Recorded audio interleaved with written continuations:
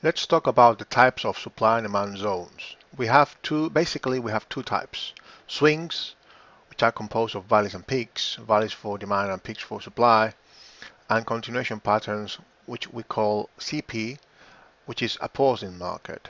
So let's take a look at, first of all, at these swings, valleys and peaks. They are normally a reaction to CPs, to a CP or another swing, normally to a CP, and they are best at the extreme of the curve, the origin of the whole move up or down. So let's identify the valleys and peaks. They are normally at the trendline confluences and higher time frame areas of supply and demand. Let me take a look at this. Let's continue with the Aussie example on the daily. So we have two type of levels. We've got valleys, okay, and peaks for the swings, and then we've got the continuation patterns, which are levels that are rally-based drops, drop-based rally, like this one, rally-based drop, rally-based drop, rally-based drop. So these ones are CPs, and this is a valley, and this is a peak. These are the two kind of levels that we have. Okay, this is a rally-based drop, this is a peak, a swing, this is a peak, this is a drop-based rally, this is a valley, this is let's say here, drop-based drop, this is a CP, pause on the market pauses there and then drops. This is a rally-based drop, this is a peak, another swing, this is a drop-based drop, this is a CP, rally-based drop, peak, rally-based drop, peak, drop-based drop, CP, potential CP, pre-CP. We'll see that. So these are all the kind of levels that we have. As you can see, the markets, when you look at the charts, you will only see three type of levels, two type of main levels, and one of them is composed of two, and valleys and peaks, and then the CPs. Each of them have their uses, and they are related to the curve.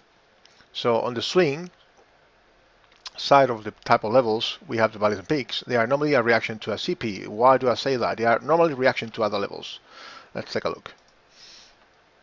We've got this valley here, over there. Okay, let me draw the level with the rectangle relay indicator. This is a long wick, as you can see. This is a peak, a valley, and then this is a peak. So we could say that the whole move started from down there, and the top of the move started to drop from down there. So this is very high in the curve on this chart on the daily, and this is low in the curve. We look at the streams. So when you look at these long wicks over there as well, it's fake out over there, these zones will normally, these long wicks and these zones at the extreme, the valleys and the peaks, will normally be reaction to previous levels here on the left, mostly CPs, other times to valleys and peaks. So this is on the daily. On the daily we won't be able to see it very well, okay? But you can see here, yes, there is a reaction to this area over there, and then on the daily we've got a reaction to this area over there as well. So these, let me draw a horizontal line over here, and let's see where it reacted to this area over there, as you can see. And then this one over there, it is a reaction to this sort of area. When we go to the one higher time frame area, we will see that we have also another area here, weekly area of demand, weekly area of supply. Price moves from one area of demand to the opposing area of demand on the time frame where we are looking at. In this case, is the weekly. When we looked at the daily, we couldn't see it really well, but as you can see here, when we've got a valley, it normally is a reaction to a CP. When we've got a peak, it normally is a reaction to another CP. In this case, it is not, but normally it is. Okay, else to another area of demand, a valley or a peak or a higher time frame area higher than the time frame that we are looking at. Okay, it's like here, price drops, creates a valley. Okay, where does it react to? React to this CP. Normally, valleys are reaction to previous CPs. Okay, this is another valley. Where did it react to? That CP over there. This valley reacted to this CP over here. Okay, so normally they are reactions to CPs, but many times also they are reactions to valleys and peaks. So you have to take that into account. When you see a valley, you try to look at the origin of that. Why did price reacted from down there or up there? Because it will normally be a reaction to a previous level of demand or supply.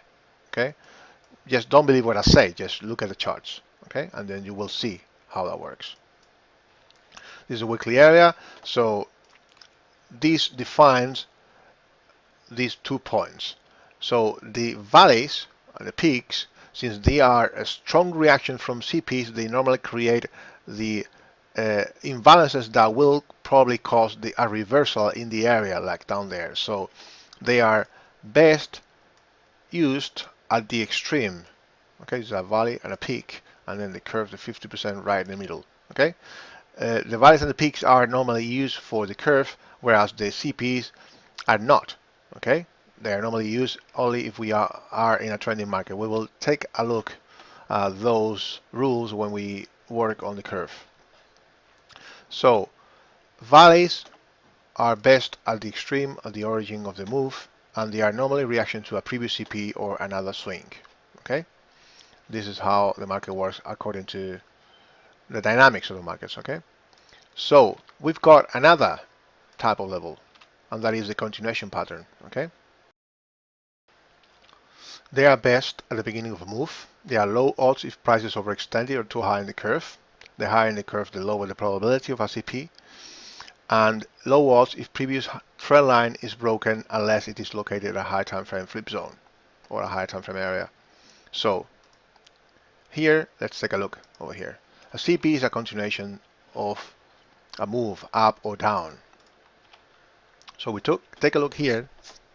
We've got rally base, rally base, rally base, rally. Okay, we've got several pauses in the market, which are great when we are trending up and we are breaking and removing areas of supply over here.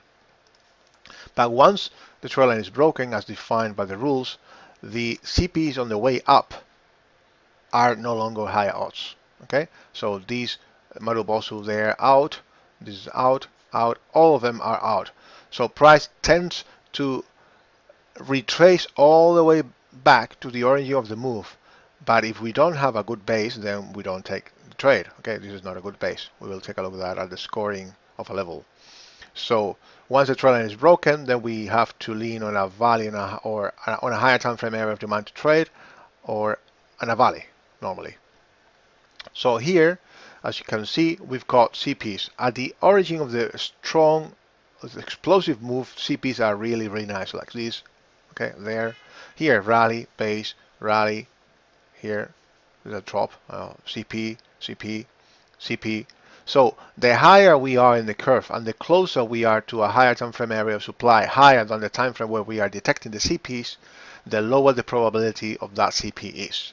So when price hits at a higher time frame area of supply, this CP on the daily is lower odds because we have hit one time frame higher area of supply, that is on the weekly. We are now on the daily.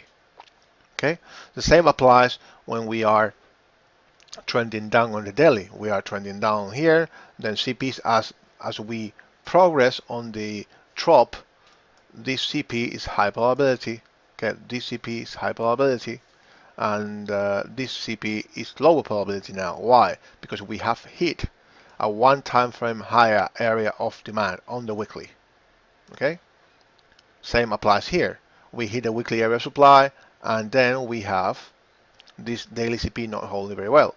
So remember, the CP, the lower you locate it in the curve at the beginning of the move, the higher the probability. The lower the probability will be, the closer to a higher time frame area of supply, of opposing area of a higher time frame area of the closer to a higher time frame area of opposing zone, if we are taking a look at CPs of demand, the closer to a one higher time frame area of supply, the lower the odds.